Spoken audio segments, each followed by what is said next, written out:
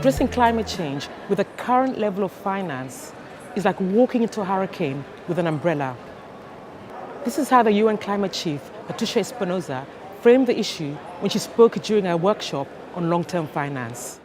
Climate change requires longer-term planning, which is contingent on assured and stable finance.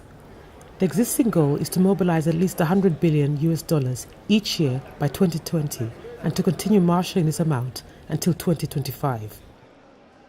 I mean, governments do the best they can, but they will never get more than 2 or 3% more annually, and some of them actually are reneging on their pledges, right? So we need to get some predictable and sustainable finance from outside. Innovative sources of finance are seen as part of the solution to bridging the climate finance gap. Options at the subnational level include channeling proceeds from emissions trading to the climate funds. We need to look for alternative sources over and above the normal government contributions.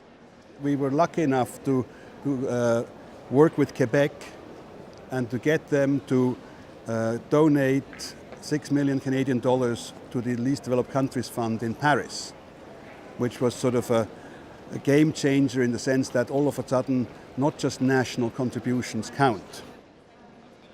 We are now thinking of expanding this basically also to go to corporations, to cities, and just to make the donor base much more broad, because that also ensures more stability, right? The more diverse the donor base, the less one is dependent on a single source and the vagaries of that source.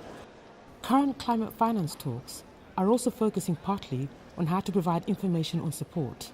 Definitions are also on the table because it's essential to determine what actually counts as climate finance.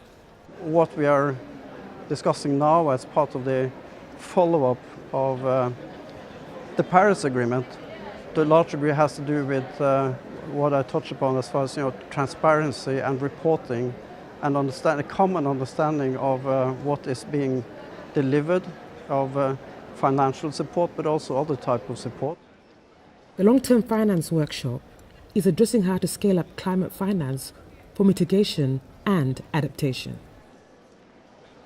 My take is that we're really finally starting to move into much broader and better understanding of what the alignment is between climate finance and development finance.